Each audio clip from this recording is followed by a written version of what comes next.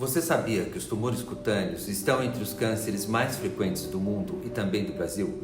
Sou o Dr. Heron Gonzaga, dermatologista, e eu resolvi falar sobre esse tema porque, apesar de ser tão comum, ainda é cercado de desinformação, medo e muitas vezes diagnóstico tardio. Quando a gente fala em cânceres de pele, muita gente pensa só em uma pinta escura, mas a realidade é bem mais ampla. Existem tumores que crescem devagar, outros que evoluem rápido, alguns que raramente dão metástase e outros que podem colocar a vida em risco se não forem identificados a tempo. E tem mais, certas pessoas têm risco maior. Pacientes transplantados, pessoas vivendo com HIV, portadores de doenças autoimunes, obesidade, uso prolongado de imunossupressores. Tudo isso muda a forma como a pele responde e como esses tumores se comportam. Por isso, esse não vai ser um vídeo único. Essa é uma série apresentada em partes para que a gente possa conversar com calma sobre cada tipo de tumor. Explicar os sinais de alerta, falar de prevenção, diagnóstico e tratamento. Sempre de forma clara, sem terrorismo e sem linguagem complicada. Se você cuida da sua pele, convive com alguém de risco e simplesmente quer informar melhor, essa série é para você. Vamos começar. Quando a gente olha para os números globais, os cânceres de pele não melanoma, principalmente o carcinoma basocelular e o carcinoma espinocelular, lideram as estatísticas mundiais. Mas quando a gente traz isso para o Brasil, a situação fica ainda mais clara. Aqui no nosso país, o câncer de pele é o tipo de câncer mais diagnosticado, respondendo por cerca de 30% de todos os tumores malignos registrados, segundo o INCA. Ou seja, não é raro, não é exceção, é rotina. Isso vale tanto para os homens quanto para as mulheres, especialmente após os 40 anos. Mas cada vez mais vemos diagnósticos em pessoas mais jovens, reflexo da exposição solar cumulativa desde a infância. Por que o Brasil tem tantos casos? O Brasil reúne vários fatores de risco ao mesmo tempo. Alta incidência de radiação ultravioleta ao longo do ano, grande parte da população trabalhando ou vivendo em exposição solar crônica, cultura de baixa fotoproteção por décadas e, mais recentemente, um crescimento expressivo de pessoas vivendo com imunossupressão crônica. Hoje temos no Brasil milhares de transplantados renais em acompanhamento contínuo, pacientes com psoríase, lúpus e doenças inflamatórias em uso prolongado de imunossupressores, pessoas vivendo com HIV/AIDS com maior expectativa de vida, além do impacto crescente da obesidade que altera a resposta imunológica e inflamatória do organismo. Tudo isso muda o cenário do câncer de pele, não só em quantidade, mas em gravidade. Imunidade e câncer de pele, isso muda tudo. Em condições normais, o sistema imunológico funciona como uma vigilância constante, identificando e eliminando células da pele que sofreram mutações ao longo do tempo. Quando essa vigilância falha, seja por medicamentos, imunossupressores, infecção pelo HIV ou doenças crônicas, essas células alteradas passam despercebidas e ganham espaço para crescer. Estudos brasileiros e internacionais mostram que pacientes imunossuprimidos apresentam maior número de tumores cutâneos, tumores mais agressivos, maior risco de recorrência e necessidade de tratamentos mais complexos. Como os tumores de pele costumam se manifestar? Antes de falar de tipos específicos de câncer de pele, é importante entender como a pele costuma avisar que algo não vai bem. Na prática clínica, os tumores de pele aparecem de algumas formas bem características. Às vezes surgem como pequenas elevações sólidas, chamadas de pápulas, lesões de até 1 centímetro. Outras vezes crescem um pouco mais e viram nódulos, de 1 a 3 centímetros.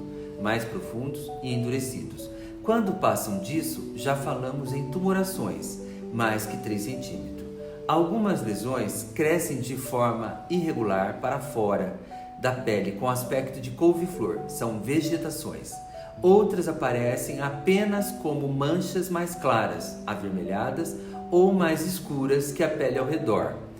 E em fases mais avançadas podem surgir úlceras, que são feridas profundas que não cicatrizam e podem sangrar com facilidade. Essas formas não são apenas detalhes médicos, são sinais de alerta, especialmente quando aparecem em áreas expostas ao sol ou em pessoas com fatores de risco. O carcinoma basocelular é o mais comum no mundo e no Brasil. Se existe um tumor de pele que praticamente todo dermatologista vê todos os dias no consultório, é o carcinoma basocelular. Ele é responsável pela maioria absoluta dos cânceres de pele no mundo e no Brasil. Essa realidade é ainda mais evidente. Segundo o INCA, Instituto Nacional do Câncer, os cânceres de pele, não melanoma, dos quais o carcinoma basocelular é o principal representante, corresponde a cerca de 30% de todos os cânceres diagnosticados no país, com centenas de milhares de novos casos estimados a cada ano. Ou seja, no Brasil, o carcinoma basocelular não é exceção. Ele faz parte da rotina diária dos serviços de dermatologia, tanto no sistema público quanto no sistema privado. Como ele costuma aparecer na prática? Na maioria das vezes, o carcinoma basocelular começa de forma discreta. Pode surgir como uma pápula ou um nódulo pequeno de aspecto perolado brilhante, às vezes translúcido, com pequenos vasinhos visíveis na superfície. Muitos pacientes descrevem assim: doutor, é uma bolinha que brilha, ou é uma ferida que sempre volta no mesmo lugar. Com o tempo, essa lesão pode ulcerar, formar uma crosta central e sangrar com pequenos traumas, como ao lavar o rosto ou secar com a toalha. Por crescer lentamente e geralmente não doer, o carcinoma basocelular costuma ser negligenciado por meses ou até anos. Por que esse tumor surge? O principal fator de risco continua sendo a exposição crônica à radiação ultravioleta. A radiação UV causa danos cumulativos no DNA da célula da pele. Esses danos ativam mutações, especialmente a via Hedgehog, que passa a estimular crescimento celular contínuo e desorganizado. No Brasil, esse fator pesa ainda mais. Alta incidência solar durante o ano. Exposição ocupacional frequente. Histórico de fotoproteção inadequada por décadas. Mas o sol sozinho não explica tudo.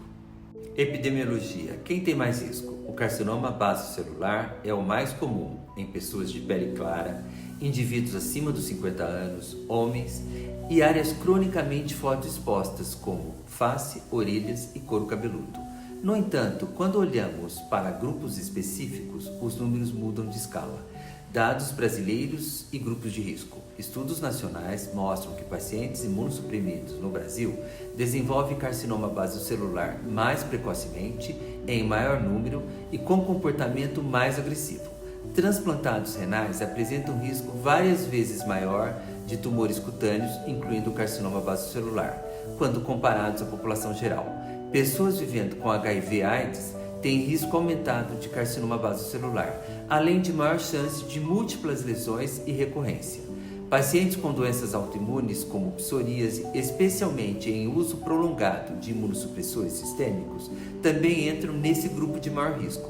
Obesidade, cada vez mais estudada, contribui para um estado inflamatório crônico e disfunção da resposta imune antitumoral, ou seja, no Brasil, além do sol, a imunossupressão tem papel central no aumento da incidência e da agressividade do carcinoma basocelular. O que a imunidade tem a ver com isso? Em pessoas com sistema imunológico preservado, existe uma vigilância constante contra as células alteradas. Quando essa vigilância falha por medicamentos, doenças ou infecções, as células mutadas conseguem sobreviver, se multiplicar e formar tumores. Isso explica por que em pacientes imunossuprimidos, o carcinoma basocelular aparece mais cedo, surge em múltiplos focos e pode invadir estruturas mais profundas, exigindo tratamentos mais complexos. Como chegamos ao diagnóstico? Na maioria das vezes, o diagnóstico começa com o olhar clínico do dermatologista, mas a confirmação vem sempre da biópsia, que permite identificar ao microscópio o crescimento desordenado das células basais da epiderme. Esse passo é fundamental, porque lesões aparentemente simples podem esconder tumores mais extensos em profundidade. Tratamento. O que realmente funciona? O tratamento padrão do carcinoma basocelular é a excisão cirúrgica, com margens adequadas. Em áreas nobres do rosto, como nariz, pálpebras e orelhas, a cirurgia micrográfica de Mohs é frequentemente indicada, pois remove o tumor, preservando o máximo de tecido saudável. Outras opções incluem curetagem e eletrocoagulação, radioterapia em casos selecionados para tumores localmente avançados ou metastáticos. Existem tratamentos modernos, como inibidores da via Hedgehog, Vismodegib e Sonidegib, e imunoterapia com Cemiplimab, aprovada pelo FDA para casos avançados. Relatos brasileiros e internacionais descrevem pacientes transplantados renais que desenvolveram múltiplos carcinomas basocelulares agressivos em curto período de tempo, exigindo várias cirurgias, em alguns casos tratamento sistêmico, reforçando a necessidade de acompanhamento dermatológico regular nesses grupos.